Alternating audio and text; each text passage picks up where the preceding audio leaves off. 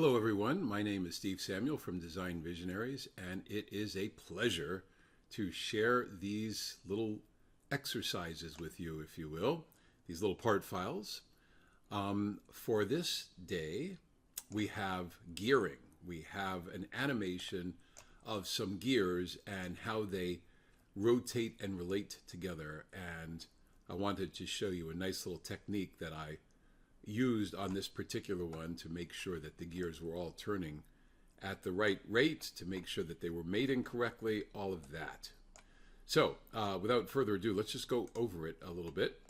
So in the Animation Designer, which is really powerful and so easy to use, the very first thing you do is create rigid groups.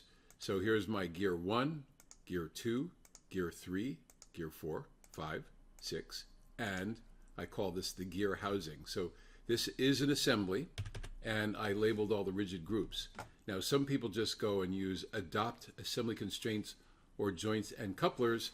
I wanted to be a little bit more deliberate than that. That works pretty well, but for this particular one, I wanted to be a little bit more deliberate. I put a fixed joint on the gear housing, and then I did a bunch of revolutes. I have these revolutes labeled for each gear. Here's gear 1, gear 2, gear 3, gear 4, 5, and 6. 6 is a composite gear. It's got 48 teeth to 24 teeth, outside and inside.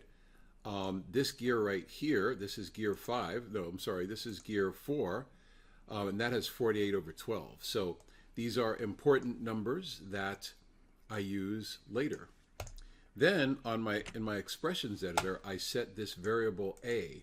And A is the RPM that I'm looking for. As a matter of fact, I can type in 10 / RPM. And what I've just done is commented the RPM. It's a unitless number, and you can see in the comments column it says RPM. I didn't have to do the // I could have just double clicked in this column too and put in some comment. Just like that. Okay, great. Okay, so then I put a speed motor on this main gear. I call that gear number 3. This was gear number 3 because I just went from left to right. 1, 2, 3.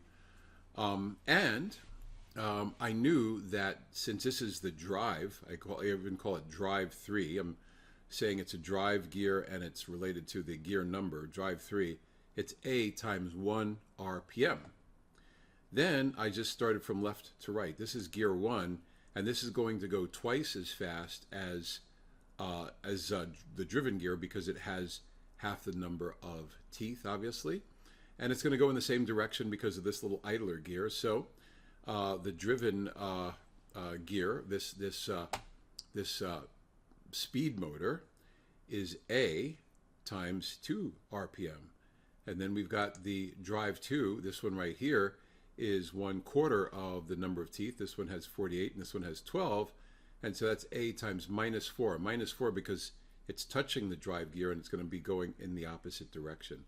So the negative denotes counterclockwise and the positive is clockwise.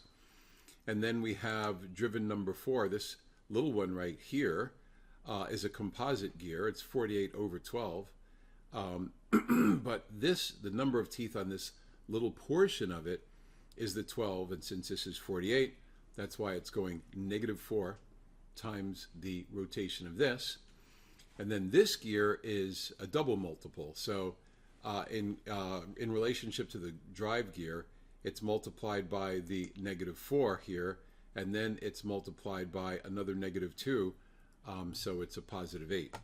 So that's how to do it. As you can see, when I do the animation, I hit the play, and it's going pretty fast there. If I stop it and I go into the expressions editor here, and I say A is 1 RPM, then that propagates through all the drive motors like this, because when I input the drive motor, I put 2 times A or -4 times A here, and as you can see, there's an actual formula in the speed tab. And so as you can see, this is a lot slower. But it's cool. It's when I stop it, I can see that the gears are really meshing well because I started them off well in the assembly. And I've got this little stand and everything. So this is a really, really nice way of doing the gearing.